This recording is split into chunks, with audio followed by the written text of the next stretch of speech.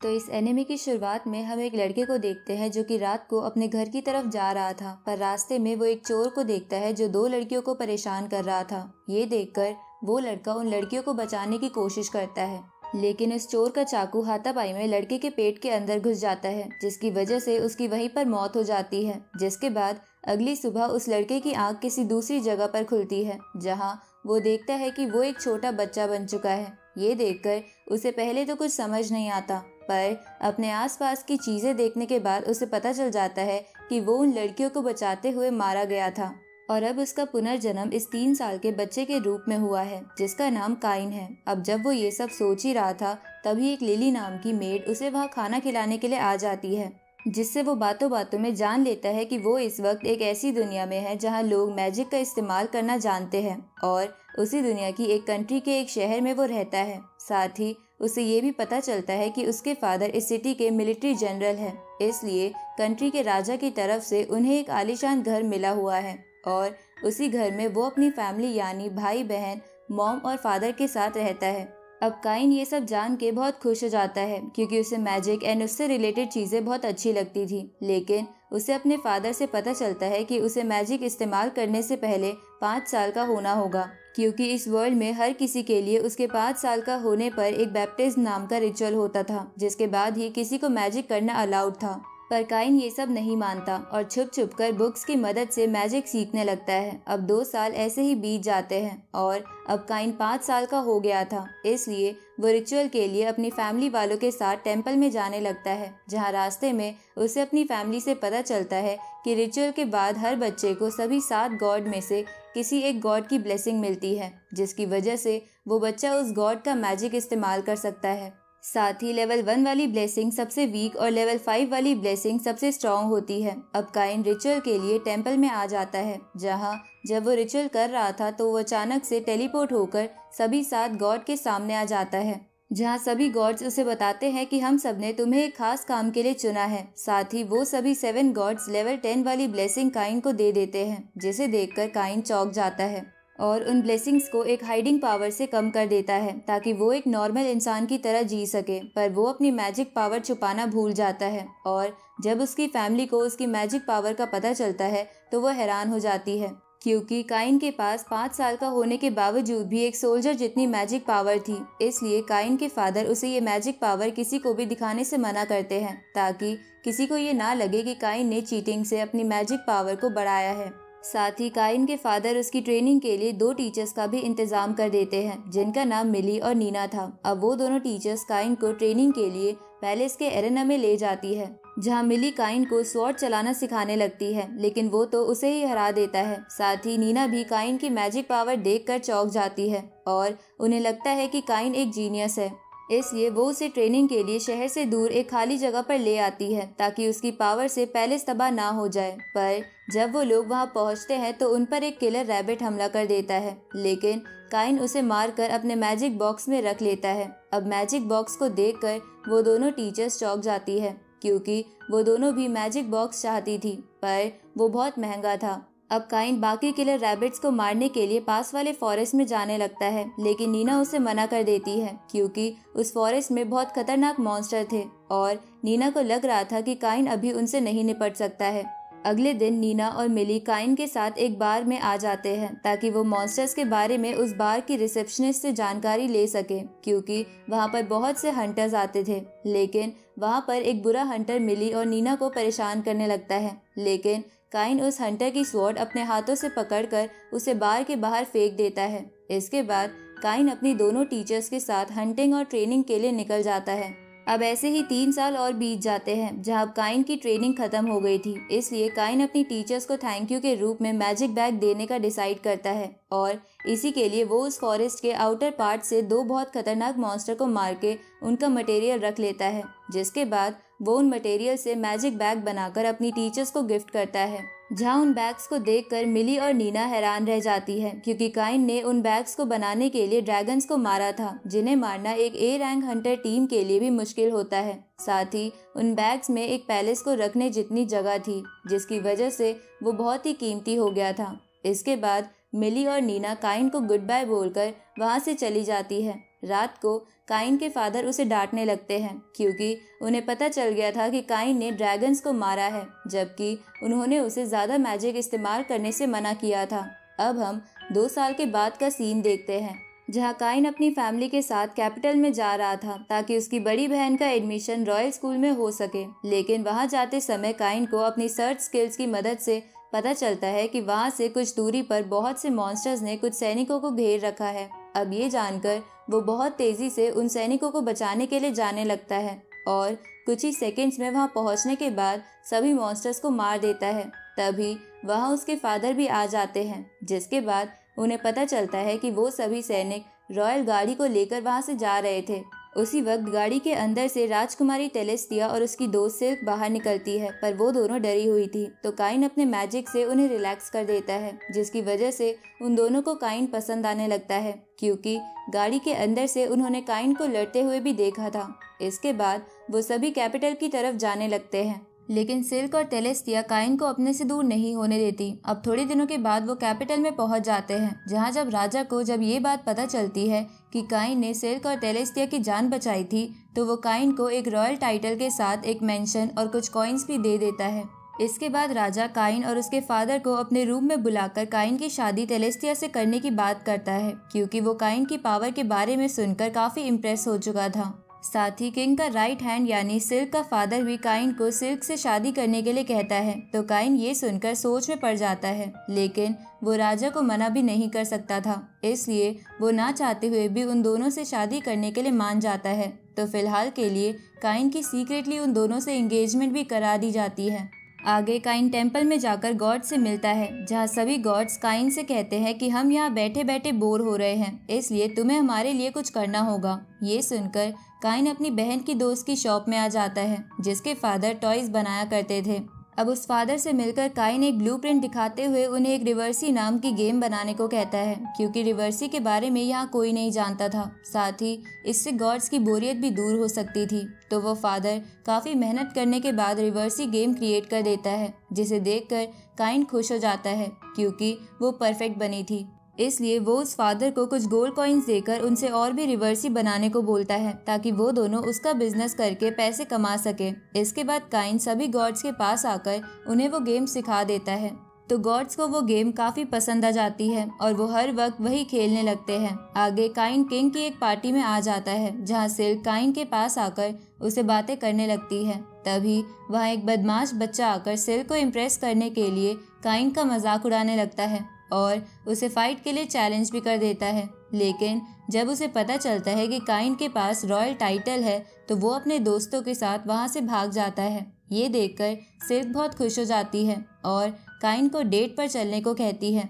उसी वक्त टेलेस्टिया भी वहाँ आकर यही बात बोलती है, पर तभी वहाँ राजा आकर काइन से बात करने के लिए उसे एक रूम में ले आते हैं, जहाँ काइन राजा को रिवर्सी गेम गिफ्ट करता है, जो राजा को भी काफी पसंद आती है। जिसके बाद राजा काइन को सिल्क और टेलेस्टिया के साथ एंगेजमेंट वाली बात सीक्रेट रखने को कहता है, क्योंकि वो लोग अभी बहुत छोटे थे। तो काइन इसके लिए मान जाता है। अगले दिन काइन राजा के गिफ्ट किए हुए पैलेस में आ गया था, पर काइन देखता है कि वो मेंशन काफी गंदा और वीरान पड़ा हुआ है। तो वो अपने मैजिक की मदद से कुछ ही सेकेंड्स में पूरे मेंशन को साफ और नया कर देता है। तभी वहाँ लिली भी कुछ सर्वेंट्स और एक बटलर जिसका नाम कोलन था उनके साथ आ जाती है और काइन को बताती है कि उसके फादर ने उन्हें यहाँ काइन की मदद के लिए भेजा है। अब कुछ देर बाद काइन के फैमिली वाले भी काइन के मेंशन को देखने के लिए आते हैं, जहाँ काइन के फादर उससे कहते हैं कि भले ही ये मेंशन काफी बड़ा और सुंदर है, लेकिन ये एक नोबल मेंशन की तरह नहीं लग रहा है, क्योंकि हर नोबल मेंशन में कुछ यूनिक चीजें होती है।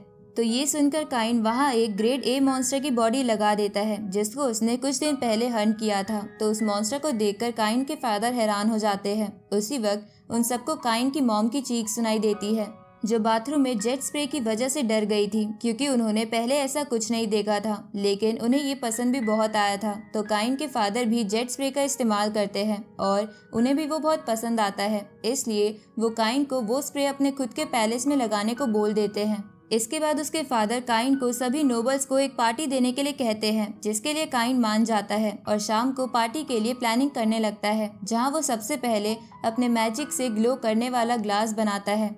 साथ ही वो वहाँ के शेफ को हैमबर्गर और सोडा वाटर बनाने की रेसिपी देता है, क्योंकि ये दोनों चीजें इस वर्ल्ड के लिए बिल्कुल नई थी। इसके बाद काइन पार्टी के लिए सभी को इनविटेशन भिजवा देता है, लेकिन वो राजा को इनविटेशन नहीं दे सकता था क्योंकि उसका रॉयल टाइटल अभी इतना बड़ा नहीं था। लेकिन राजा उससे जबरदस्ती इनविटेशन ले लेता है। आगे सभी नॉबल्स काइन की पार्टी के लिए आ जाते हैं, जहां सभी लोगों को काइन की पार्टी की तैयारी काफी पसंद आती है और जब राजा पार्टी में मौजूद फूड खाता है तो उन्हें वो बहुत पसंद आता है। पर एक नोबल पार्टी को बिगाड़ने की कोशिश कर रहा था क्योंकि वो काइन से चिढ़ता था, पर राजा उसे धमकाकर भगा देता है। अब कुछ दिन बीत जाते हैं, जहां एक दिन काइन रॉयल पैलेस के गार्ड्स के वाइस कैप्टन से मिलने के लिए आता है क्योंकि वो हंट किए गए कुछ मॉन्स्टर्स की बॉडी रॉयल गार्ड्स को देना चाहता था। पर जब वो उन मॉन्स्टर्स की बॉडी को बाहर निकालता है तो उसे देखकर वाइस कैप्टन चौंक जाता है क्योंकि वो सभी मॉन्स्टर ए ग्रेड से ऊपर के मॉन्स्टर थे।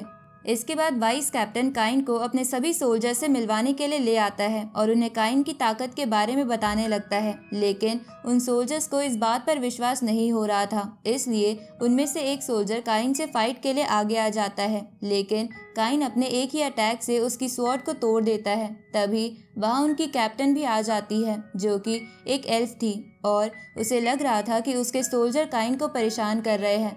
तो वाइस कैप्टन उसे सारी बात बताता है कि काइन बहुत ताकतवर है और वो बस उसके साथ प्रैक्टिस कर रहे थे। तो ये जानकर कैप्टन भी काइन को बैटल के लिए चैलेंज कर देती है। इसके बाद वो दोनों वहीं पर लड़ने लग जाते हैं, जहाँ काइन उस कैप्टन को भी हरा देता है, जिसको देखकर कैप्टन, जिसका नाम तेजुओना था, वो काइन से इम्प्रेस हो जाती है और वो उसे गले लगाते हुए कहती है कि मैंने डिसाइड कर लिया है कि जब तुम बड़े हो जाओगे तो मैं तुमसे ही शादी करूंगी।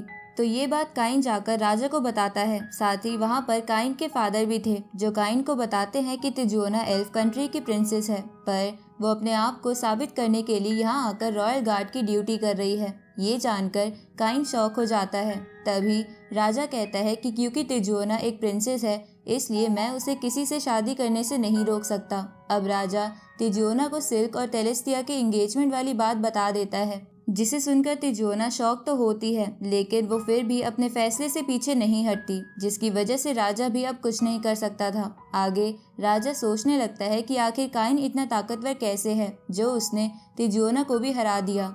तभी उसे उसका मंत्री एक आइडिया देता है, जिसके बाद हम अगले दिन का सीन देखते हैं, जहाँ किंग काइन को अपने पास एक बुक पढ़वाने के लिए बुलाता है, जिसको उनमें से कोई भी नहीं पढ़ पाया था क्योंकि उसकी लैंग्वेज जापानीज थी, जिसके बारे में वो लोग नहीं जानते थे।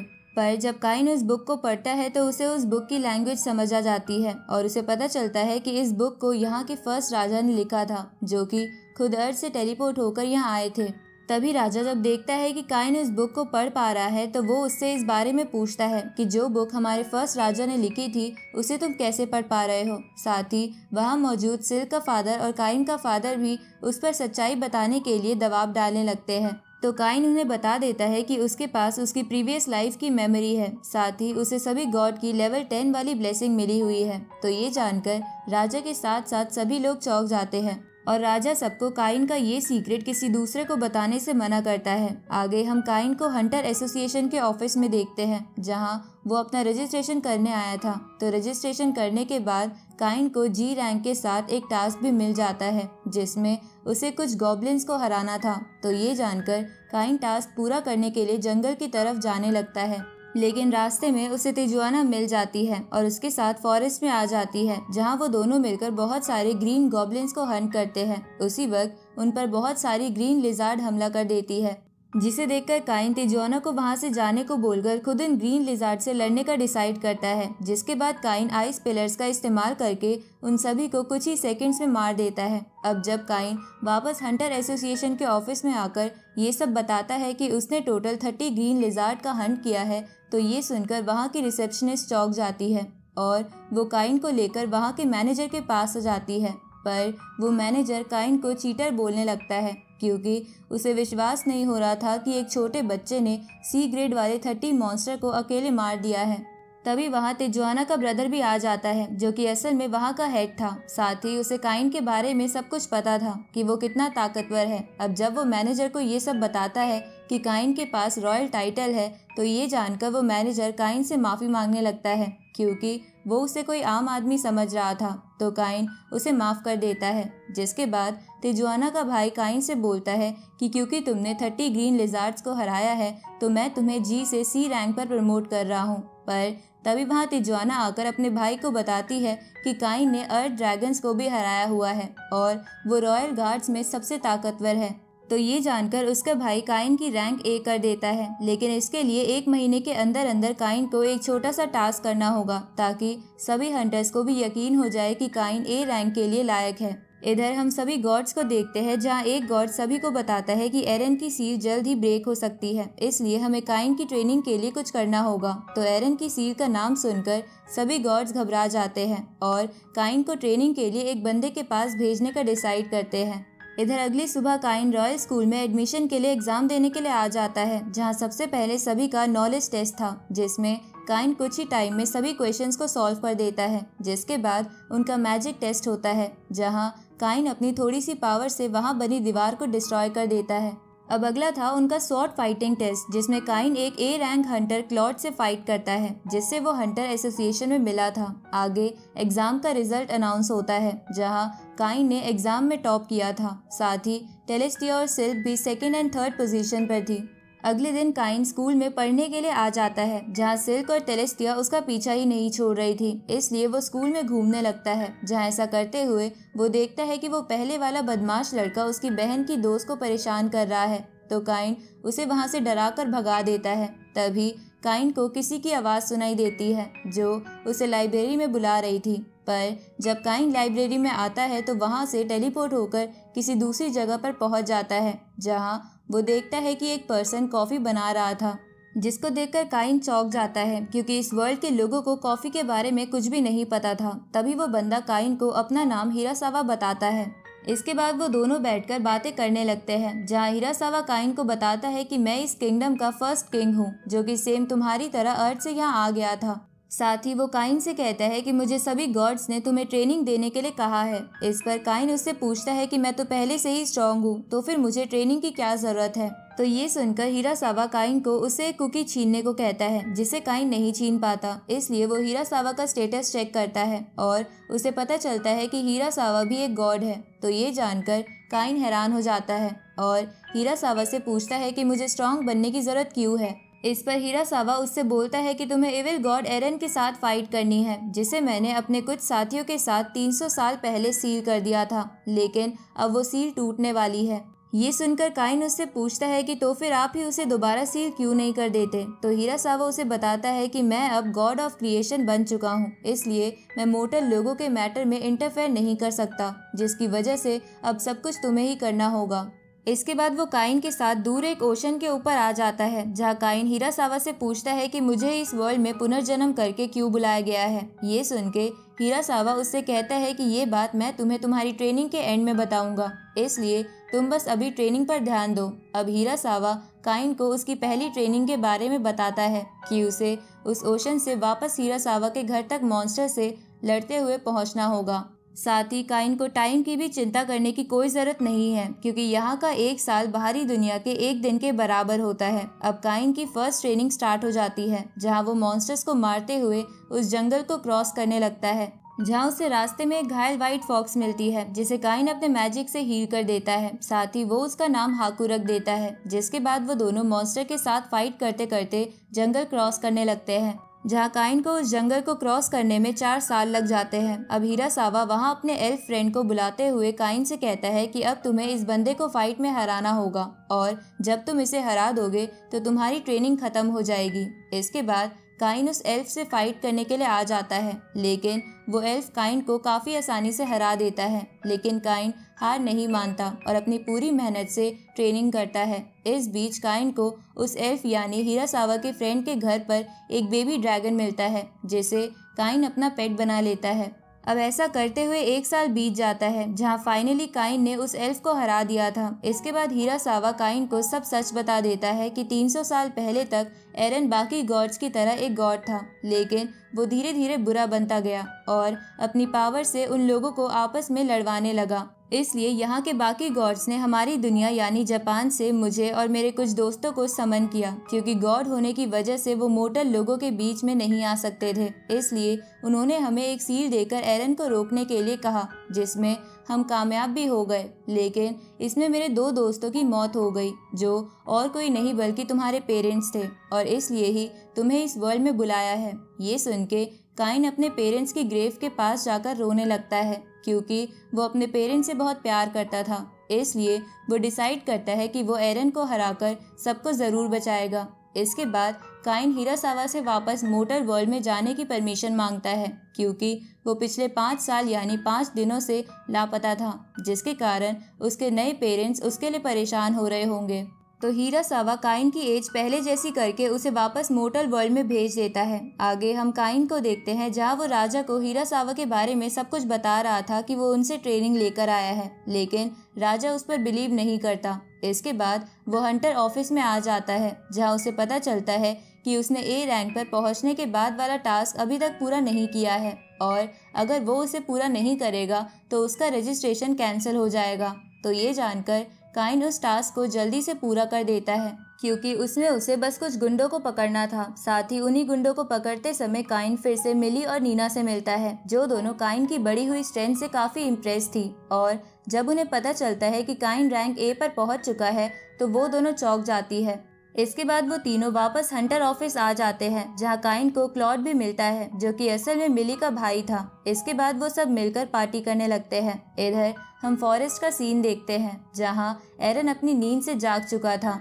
पर अब वो अपनी ओरिजिनल बॉडी में नहीं बल्कि एक ड्रैगन की बॉडी में था। अगले दिन काइन अपने स्कूल में आया हुआ था, जहाँ एक टीचर सभी को मॉन्स्टर समनिंग सिखाने वाला था, ताकि वो लोग उन मॉन्स्टर को अपना बीस्ट पार्टनर बना सके। अब सभी स्टूडेंट एक एक करके मॉन्स्टर समन करने लगते हैं, जहां उन सबसे केवल नॉर्मल एनिमल ही समन हो पा रहे थे। तभी काइन की बारी आ जाती है, और जब वो मॉन्स्टर समन करता है तो उसके अंदर प्रिंस ऑफ डार्कनेस, जो कि एक डीमन लॉर्ड था, वो बाहर आ जाता है। तो उसे देखकर काइन वहां तेज रोशनी करके स्कूल के लोगों की आंखें बंद करवा देता है, जिसके बाद वो डीमन काइन की पावर को चेक करता है और काइन से उसका पार्टनर बनने की रिक्वेस्ट करने लगता है, जिस पर काइन उसे अपना पार्टनर बनाकर जल्दी से उसे वहां से जाने को कहता है। आगे जब काइन राजा के पास आता है तो वो ये जानकर हैरान हो जाते हैं कि काइन का पार्टनर एक डीमन लॉर्ड है। तभी उसे खबर मिलती है कि काइन के होम टाउन में पिछले कुछ दिनों से बार बार बहुत सारे मॉन्स्टर हमला कर रहे हैं, जिसको जानकर काइन बिना वक्त गवाए तुरंत अपने होम टाउन आ जाता है, जहां उसे हंटर ऑफिस से पता चलता है कि उन मॉन्स्टर्स ने बहुत से हंटर्स को इंजर्ड कर दिया है। तभी वहां नीना और मिली भी आ जाती है, क्योंकि उन्हें भी इस टाउन में चल रही प्रॉब्लम को इन्वेस्टिगेट करने का मिशन मिला था। इसके बाद काइन फॉरेस्ट में आकर हाकू और बेबी ड्रैगन को समन करके उनके साथ मॉन्स्टर्स को मारते हुए इन्वेस्टिगेशन करने लगता है, लेकिन तभी उसे अजीब सी फीलिंग आती है। इसलिए वो प्रिंस ऑफ डार्कनेस को समन करके उसे फॉरेस्ट के बारे में सब कुछ पता करने को कहता है। इस पर प्रिंस ऑफ डार्कनेस अपने एक सर्वेंट को समन करता है, क्योंकि वो सर्वेंट इन्वेस्टिगेशन में माहिर था। अब वो दोनों इन्वेस्टिगेशन करने लगते हैं, जहां उन्हें पता चलता है कि एक जगह पर बहुत सारे मॉन्स्टर्स जमा हो रहे हैं, साथ ही वहां पर कोई और ताकतवर चीज भी है। तो वो दोनों उस तरफ जाने लगते हैं, जहां थोड़ा आगे बढ़ने पर वो बहुत सारे मॉन्स्टर्स को देखते हैं। साथ ही उन्हें पता चलता है कि उन मॉन्स्टर्स को कोई कंट्रोल कर रहा है। उसी वक्त वो मॉन्स्टर्स सिटी की तरफ बढ़ने लगते हैं। तो प्रिंस ऑफ डार्कनेस ये बात काइन को बताने चला जाता है। इस तरफ काइन वापस हंटर एसोसिएशन आ गया था, लेकिन तभी उसे पता चलता है कि हजारों की संख्या में ए ग्रेड वाले मॉन्स्टर फॉरेस्ट से टाउन की तरफ बढ़ रहे हैं, जिसको जानकर काइन टेंशन में आ जाता है। तभी वहां क्लॉड और तिजुआना भी आ जाते हैं, तो वो उन सभी से टाउन के लोगों को प्रोटेक्ट करने को बोलकर प्रिंस ऑफ डार्कनेस के साथ फॉरेस्ट में आ जाता है, जहां वो देखता है कि उन सभी मॉन्स्टर्स को एरन कंट्रोल कर रहा था। तो ये देखकर काइन प्रिंस ऑफ डार्कनेस से बाकी सभी मॉन्स्टर को सिटी में जाने से रोकने का बोलकर खुद एरन को रोकने के लिए चला जाता है।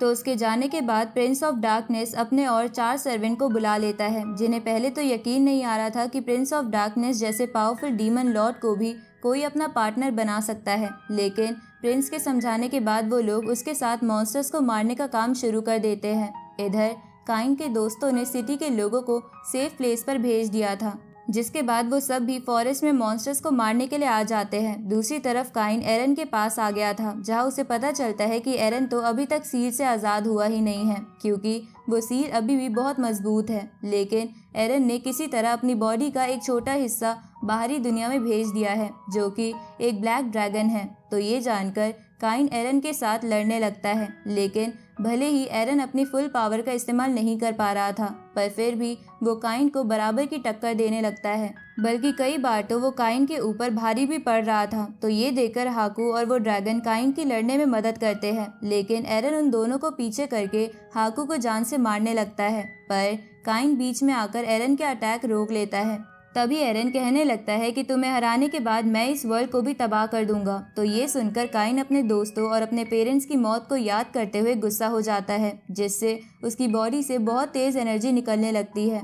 जिसके बाद वो अपनी फुल पावर को एक अटैक में डालकर उससे एरन पर हमला कर देता है, जिसे एरन नहीं रोक पाता और उसकी ब्लैक ड्रैगन वाली बॉडी डिस्ट्रॉय हो जाती है। आगे हम काइन को राजा के मेंशन में देखते हैं, जहां राजा सभी लोगों के सामने काइन को सभी मॉन्स्टर्स को मारने की खुशी में किंगडम का एक बहुत बड़ा हिस्सा गिफ्ट कर देता है। तो काइन इससे खुश हो जाता है और वो डिसाइड करता है कि वो उस जगह को दुनिया का सबसे अच्छा प्लेस बनाएगा, जहाँ सभी लोग शांति और प्यार से बिना डर के रह सके। आगे वो अपने दोस्तों के साथ उस किंगडम में आ जाता है, जहाँ वो सबसे पहले पूरे किंगडम में घूम घूम कर सभी बदमाश लोगों को सबक सिखाता है। फिर वो अपने मैजिक से उस किंगडम के चारों तरफ एक बहुत मजबूत वॉल क्रिएट कर देता है। साथ ही वो वहाँ एक पैलेस भी बना देता है और इसी के साथ उसका नया एडवेंचर शुरू हो गया था। अब इसी के साथ सीजन 1 यहीं पर एंड होता है।